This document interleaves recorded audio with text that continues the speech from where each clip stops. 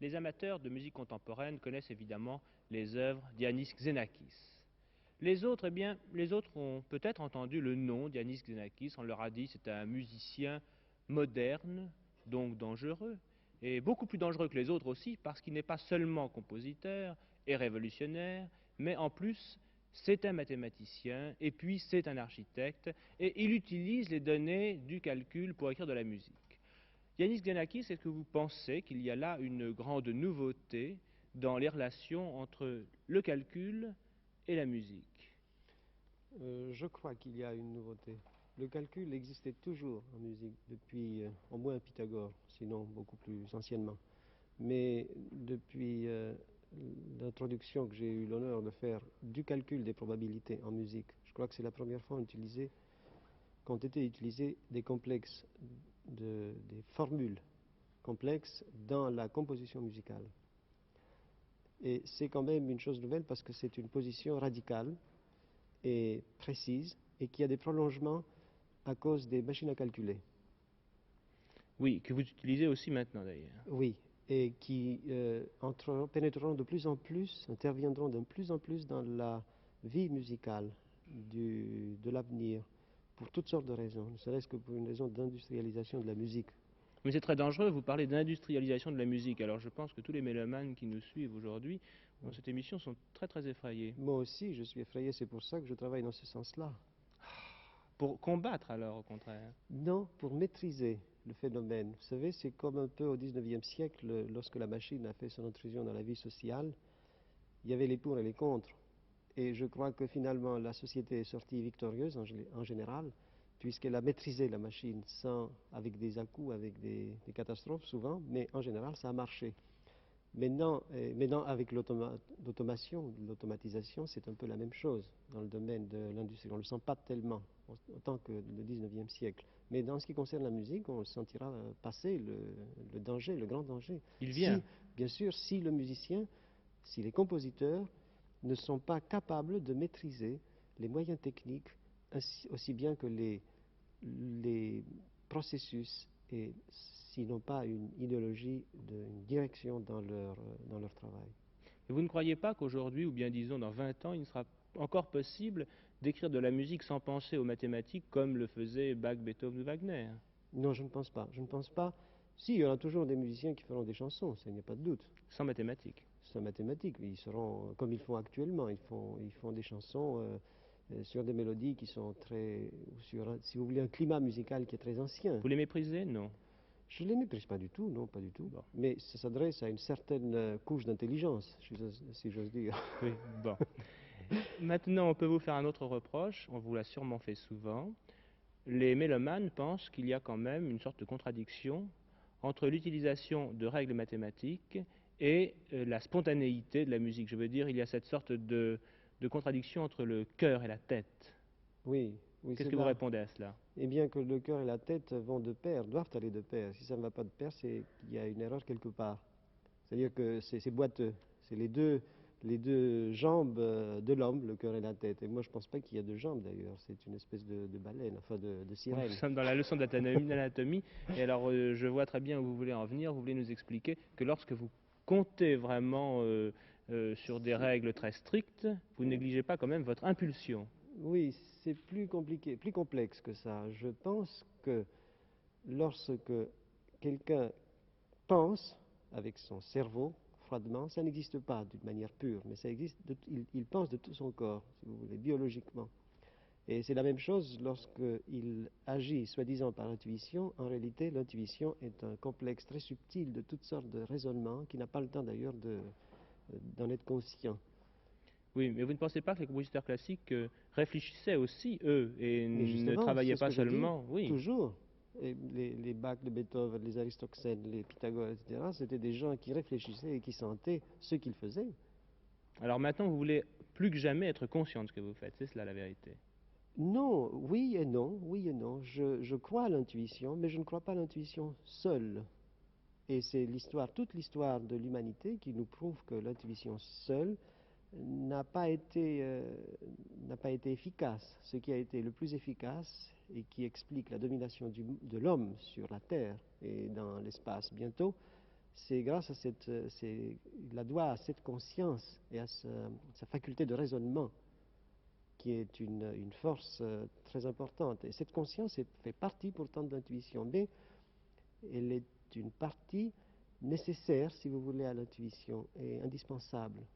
Bon, je pense que tous les téléspectateurs ont remarqué que vous n'êtes pas seulement architecte, mathématicien et musicien, mais aussi philosophe. Et que pour vous, la musique est une sorte de philosophie, non? C'est vrai, j'ai la prétention de penser que la musique pourrait être une forme d'être, une forme de pensée et une forme de création mise à la portée non pas de quelques élus, mais de tout le monde. Et c'est là où intervient le problème de l'éducation de la musique, de l'enseignement de la musique dans les écoles primaires, qui est tellement négligé et tellement désuet, et qu'il faut révolutionner radicalement. Tout le monde est d'accord, je crois, sur la révolution nécessaire. Maintenant, c'est quelquefois les moyens sur lesquels on est en désaccord, malheureusement. Mais maintenant, si vous voulez, nous allons quand même parler de cette œuvre qui, dans quelques secondes, va être exécutée par l'Orchestre Philharmonique de l'ORTF. Cette œuvre s'appelle Métastasie. C'est déjà le titre à de quoi effrayer les auditeurs. On sait que vous êtes né à Athènes et que vous aimez les titres grecs. Néanmoins, que signifie ce métastasis? C'est le problème du changement, du mouvement, de l'état stationnaire et du passage de cet état au mouvement, au déplacement. C'est une très vieille préoccupation de l'homme et dans cette musique, elle est dominante et que j'ai résolue d'ailleurs avec ces glissandis, des masses de glissandis. C'est cela, on entend une musique de masse et cette musique, je crois que pour la comprendre, il faudrait peut-être reprendre une comparaison que vous avez faite jadis et qui est excellente. Lorsqu'on entend ces cordes qui jouent ensemble, eh bien, on a l'impression d'entendre une pluie qui tombe sur un toit, c'est un peu cela, non? Pas tout à fait pour les glissandis, mais si c'est une atmosphère ou un nuage d'événements isolés, ponctuels, par exemple Oui, des pizzicati de cordes, des cordes oui. pincées, alors là, oui, nous avons cette image, cette ressemblance. C'est ce que j'avais introduit il y a plus de 10 ans en musique, c'est ce concept de masse, C'est cela. et qui fait que l'événement individuel perd de son importance et que la sensation et la perception et l'intelligence de la chose sautent d'un niveau, c'est au niveau global. Voilà, il faut que Et l'auditeur, je crois, pense à cela en écoutant la musique quand même, ressente cette musique globalement. oui, il y a des caractéristiques qui sont propres à cette attitude, à cet aspect. Et finalement, c'est un concept plus général, une notion plus générale que la musique, puisqu'elle peut être comprise, la musique classique peut être comprise dedans, y compris la musique sérielle. Parce que quand vous avez une raréfaction assez grande des événements individuels, vous retombez sur la polyphonie, soit tonale, soit sérielle, enfin la musique Bon. normale, si vous voulez. Normal. Tout cela paraît peut-être un peu difficile à comprendre pour les téléspectateurs, mais je pense que l'audition va tout éclairer. Il faudrait néanmoins préciser que vous utilisez aussi une notation assez curieuse. Nous voyons en ce moment des documents, nous voyons des diagrammes, des lignes qui correspondent au son, je crois. Oui, Et cette façon de noter, ça n'est pas une révolution en soi, je veux dire, sur le plan sonore, c'est simplement une convention que vous choisissez c'est différente, ça. c'est Oui, cela? c'est un problème de codage et il y a une équivalence fidèle, une image fidèle de la sensation sonore ou du codage, mettons, de la notation graphique traditionnelle de la Oui, musique. oui. Seulement, c'est plus commode parfois d'étudier des détails avec cette écriture graphique, avec des graphismes, plutôt qu'avec la notation traditionnelle. Maintenant, quand même, l'autre élément qui est assez nouveau, et d'autres documents vont nous le prouver, c'est la relation qui existe entre cette œuvre, Métastasis, et l'architecture. J'ai dit Oui, que vous étiez architecture, vous avez fait vos études d'architecte à Athènes, n'est-ce pas? oui. Et quels sont les liens? Enfin, il y a des liens précis entre cette œuvre et un bâtiment qui est un pavillon que Oui, vous le pavillon avez Philips, oui. construit. Le Corbusier m'avait demandé à proposer une solution architecturale pour le problème qu'il avait reçu de chez Philips, c'est-à-dire de construire, de faire un spectacle audiovisuel à l'intérieur de quelque C'est le chose. pavillon qui a été construit à Bruxelles pour l'exposition universelle, c'est De cela? 58, c'est Oui. ça. Alors, comme c'était un problème difficile parce qu'il fallait que la chose soit assez libre, et donc une espèce de plastique libre dans l'espace, mais en même temps elle devait abriter du monde, je ne pouvais pas euh, penser à cela comme une espèce de sculpture qu'on agrandirait parce qu'il fallait la passer par Et le qu'elle tienne calcul de debout. résistance des Oui. matériaux, oui.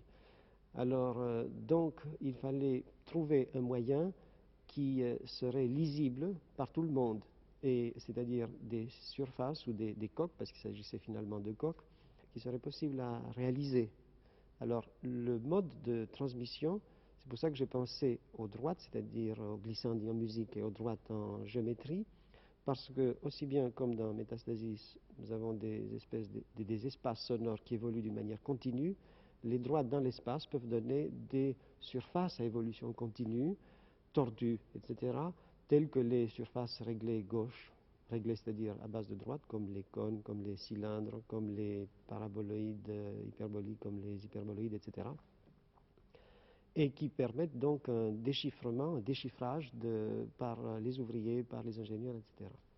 Vous avez Voilà. donc fait faire du solfège à vos ouvriers, enfin, ce qui est quand même Un peu, oui. une technique assez bizarre. Et on a quand même tous vu que ce bâtiment tenait debout. Et puis on va constater que l'œuvre musicale, elle aussi, tient debout, mais enfin les critères ne sont pas les mêmes, bien entendu. Cette œuvre peut peut-être surprendre les auditeurs, elle est très étonnante, et quand on l'entend pour la première fois, on peut avoir un choc. D'ailleurs, la plupart du temps, pour une première audition de Yanis Xenakis, il y a des bruits divers dans les salles, il y a quelquefois des sifflets. Ah Ça oui, ne vous non, effraie pas, non, les sifflets? ben non, il faut prendre son parti, il y a toujours des mécontents. Et cette œuvre avait été reçue avec un grand scandale à Donaueschingen en On a 1955. beaucoup sifflé. Ah oui, oui, la salle était séparée en deux, il y avait les plus âgés et puis les jeunes qui étaient pour, qui Bien sûr. arrachaient des bouts les numéros Des des fauteuils, oui. fauteuils pour demander des autographes. C'est la mode en Allemagne. Ah, très bien. En somme, vous êtes content puisque vous aviez les jeunes avec vous. Vous les avez toujours Oui, avec vous d'ailleurs. Ça je continue. crois, oui. Mais maintenant, pour cette œuvre précise qui est Métastasis, eh bien, tout le monde s'est habitué. Et lorsque devant un public, disons quand même un peu de spécialistes ou d'amateurs de musique moderne, on exécute Métastasis, il n'y a finalement plus de sifflet, il faut quand même reconnaître. Non, je crois pas. Il y a eu même beaucoup qui ont suivi cette conception et cette C'est ça. Maintenant, il faut bien reconnaître matière aussi sonore. que vous êtes un chef d'école et que de plus en plus des compositeurs dans des tas de pays différents vous invitent pour que vous fassiez des cours et suivent avec beaucoup d'attention vos méthodes qui sont révolutionnaires bien sûr, mais que l'on commence à assimiler. Eh bien, nous allons essayer de demander aux téléspectateurs de faire quand même un gros effort pour ceux qui ne sont pas habitués, parce que ça sera pour beaucoup d'entre eux sûrement une première audition. Et peut-être ils siffleront, on ne saura jamais, enfin tant pis. Et on leur propose donc d'écouter maintenant ce Métastasis. Charles Bruck monte au pupitre de l'orchestre philharmonique de l'ORTF.